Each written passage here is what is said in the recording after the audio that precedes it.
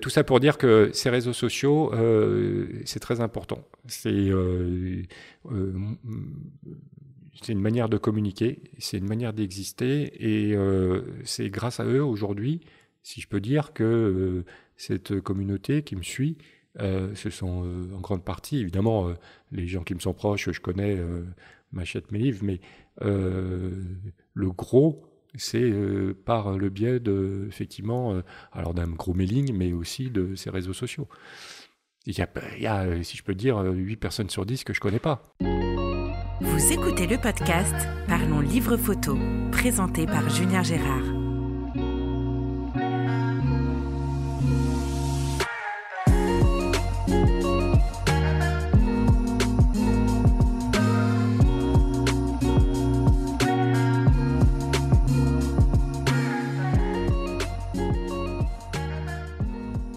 Bonjour et bienvenue dans ce nouvel épisode du podcast Parlons Livre Photo. Je suis toujours avec Eric Bouvet dans son atelier très sympa dans le 13e à Paris. Alors la semaine dernière, Eric vous parlait de son parcours, anecdotes, on a parlé de ses livres. Aujourd'hui, on va faire un épisode qui est plus tourné autour de l'auto-édition et notamment du financement. Bonjour Eric. Bonjour. Donc on parlait la semaine dernière de ton journal 40 ans et de ton autre livre et tu as... rappelle-moi le nom là. Jusqu'au bout. Jusqu'au bout. Donc tu as auto-édité ces deux livres et ce qui m'intéresse aujourd'hui particulièrement c'est le financement de ton journal. Tu peux nous parler un petit peu, tu as fait du crowdfunding, tu peux nous parler de ça ? Oui, c'est très simple, c'est du crowdfunding, donc ça passe par la plateforme KissKissBankBank pour les nommer, et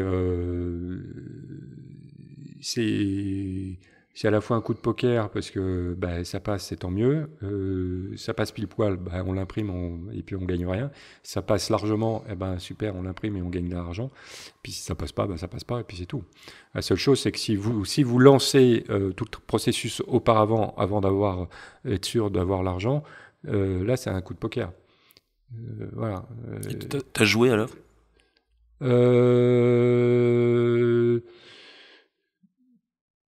Franchement, j'étais presque sûr de passer le cap parce que j'en fais pas souvent, quoi. Partie gagnée alors. Oui. Ah oui, ça a très bien marché. Je veux dire, j'ai pas eu de doute. C'est pas par prétention, c'est juste que si je fais une campagne de crowdfunding tous les 3 mois, c'est sûr que j'aurai des gens qui vont me suivre parce que voilà, mais c'est sûr que les gens ou peuvent se lasser, 2 ça représente aussi une somme, enfin bon, bref. Bon, après c'est jamais très cher, hein. Pour l'instant c'est 20 €, 14 €, ça va, c'est pas non plus. Et puis c'est des ouvrages à part, donc ça reste un petit peu quelque part une sorte d'objet, on n'est pas dans du livre classique. Donc non, moi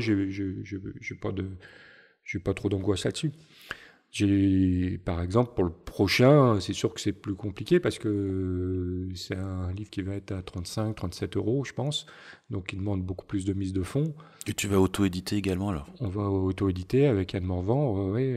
Donc, voilà, c'est ma femme Véronique qui s'en occupe de gérer tout ça. Mise en page par Ariane Lazare, dont on a déjà parlé.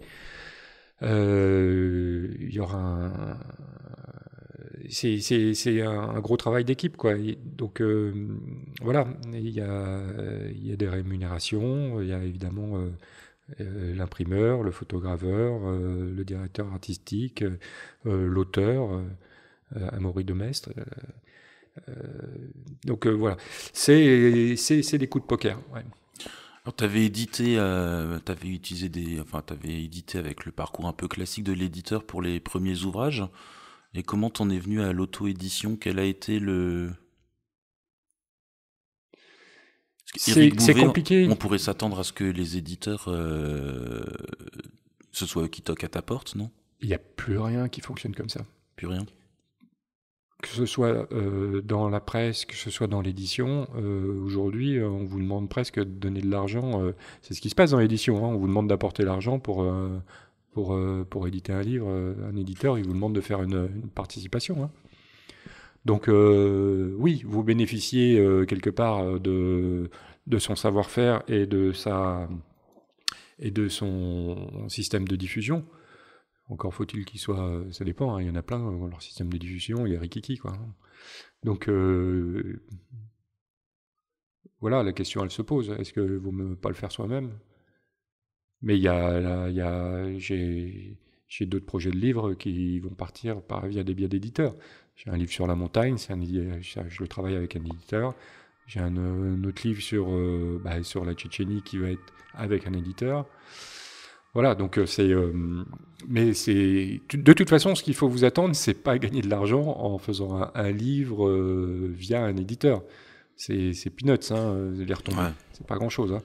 Donc c'est plus pour le plaisir d'avoir quelque chose et d'en garder, parce que c'est vrai que un livre, ça reste. Hein. Ouais, mais il y en a beaucoup, et j'en fais partie, qui disent que tant que l'image n'est pas imprimée, elle n'existe pas. Oui, on peut tout dire et n'importe quoi, il n'y a pas de souci. Non, mais un livre, ça reste. On les perd quand même au bout d'un moment, c'est pas pareil. Je compare ça par rapport à une parution presse ou à une exposition. C'est éphémère tout ça. Ouais. Alors qu'un livre, ça reste. On brûle pas les livres. Bon, il y aura toujours quelques-uns qui les jetteront ou qui pourriront pour cause d'inondation ou qui disparaîtront par le feu. Enfin bref. Mais voilà, il restera toujours un exemplaire quelque part. Et puis voilà, si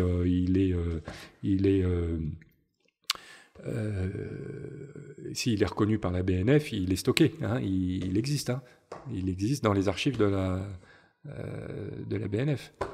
Juste à côté, là. Ah oui, on a pignon dessus. Donc non, mais et puis c'est un exercice intéressant. Éditer un livre, c'est un très très gros travail. Ça prend beaucoup de temps. On retombe pas forcément sur ses pieds. Hein. Faut pas non plus croire que on peut pas vivre que de ça. C'est pas possible.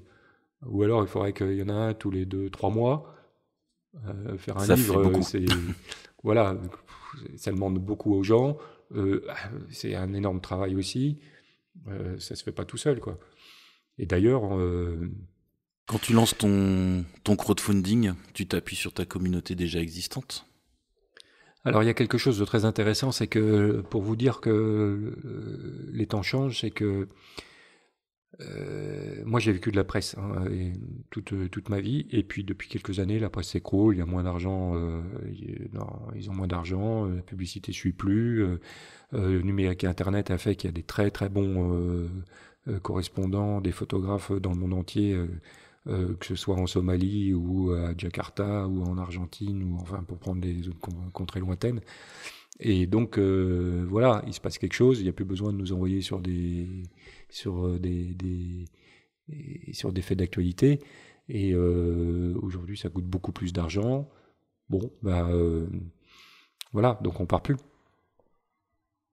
Donc peau de chagrin, entre guillemets. Et résultat des courses, il faut se débrouiller tout seul. Donc, qu'est-ce qui s'est passé? Il y a eu un phénomène qui s'est créé grâce à Internet, c'est les réseaux sociaux. Sur les réseaux sociaux, c'est comme dans la vie, on trouve de tout. Voilà. On trouve à boire et à manger, on trouve des gens formidables, on trouve, excusez-moi le mot, des cons. On est toujours le con de quelqu'un, de toute façon. Oui, bon, bref. Mais il y en a partout. Et puis moi, je suis forcément le con de quelqu'un aussi. Donc, bref. Mais tout ça pour dire que ces réseaux sociaux, c'est très important. C'est une manière de communiquer, c'est une manière d'exister, et c'est grâce à eux aujourd'hui, si je peux dire, que cette communauté qui me suit, ce sont en grande partie, évidemment, les gens qui me sont proches, je connais, m'achètent mes livres, mais le gros, c'est par le biais effectivement, alors d'un gros mailing, mais aussi de ces réseaux sociaux. Il y a, si je peux dire, 8 personnes sur 10 que je connais pas, à qui je réponds gentiment, mais que j'ai jamais rencontré, quoi. Donc c'est assez extraordinaire comme phénomène.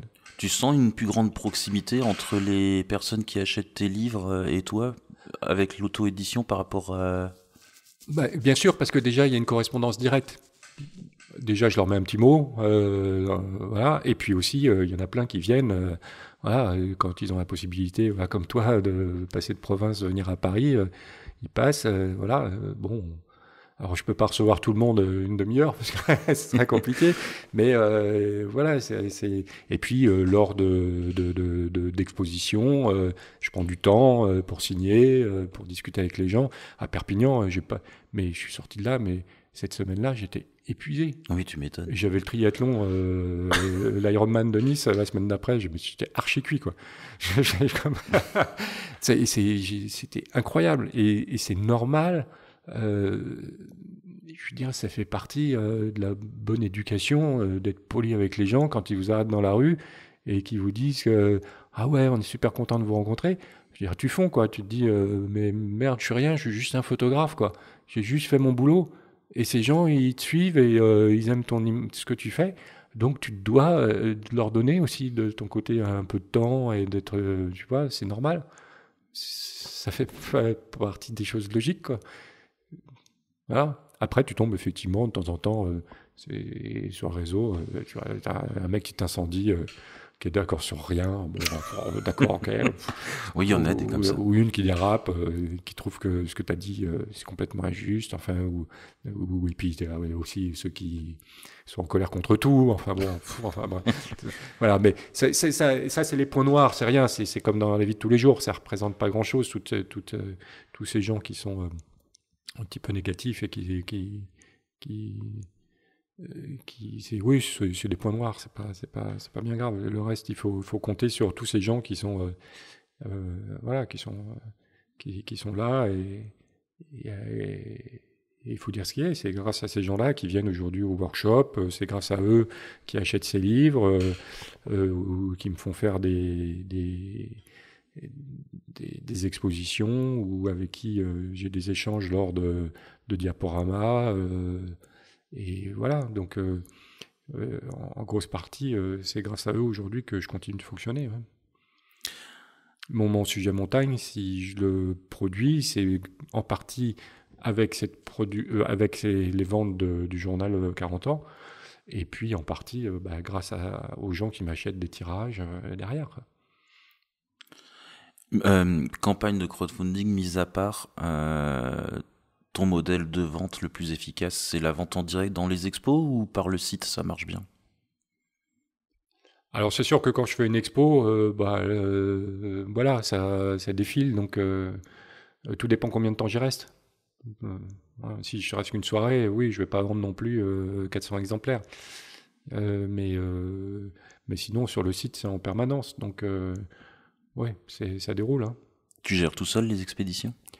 Alors, heureusement, la famille était là, du moins ma femme, pour m'aider, parce que ça a été un très, très, très gros travail. Ah oui, après le crowdfunding, je suis passé par là aussi. J'ai eu les crampes de poignet pour signer et mettre un petit mot à chacun. Mais je vais pas me plaindre du succès. Est-ce qu'il y a quelques vaut mieux que ce soit dans ce sens-là.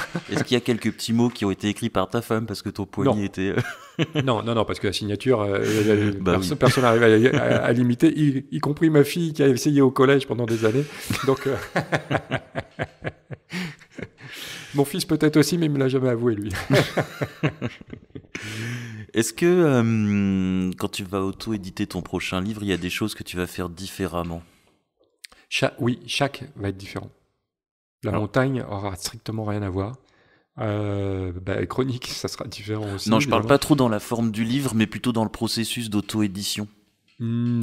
Non, j'ai pas beaucoup d'autres possibilités que de faire une plateforme et de demander une participation. Je veux dire, il y a pas 36 000 possibilités. Hein. Moi, j'ai pas l'argent pour le produire, hein, le livre. Déjà, je produis tous mes sujets, je peux pas, j'ai pas. C'est du flux tendu, hein, c'est du sans filet en permanence. Hein.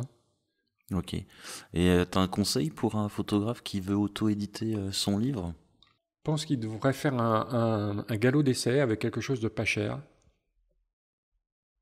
pour voir qui je suis, comment ça se passe.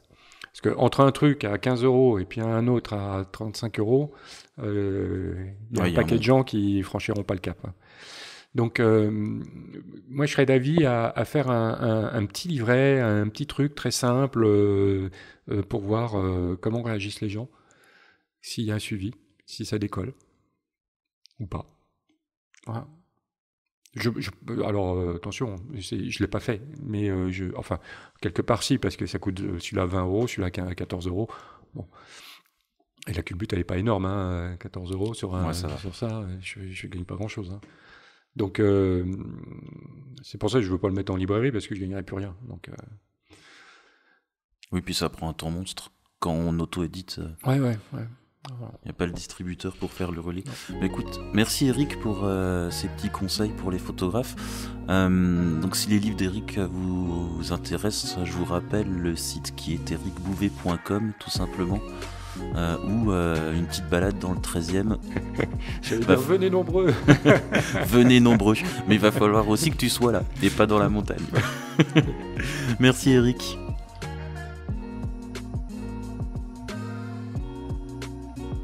Si vous avez aimé cet épisode, vous pouvez nous laisser une note. 5 étoiles, ce serait top, ou un commentaire pour améliorer notre référencement. Vous pouvez également nous soutenir via Tipeee, la plateforme pour laisser des pourboires aux créateurs de contenu.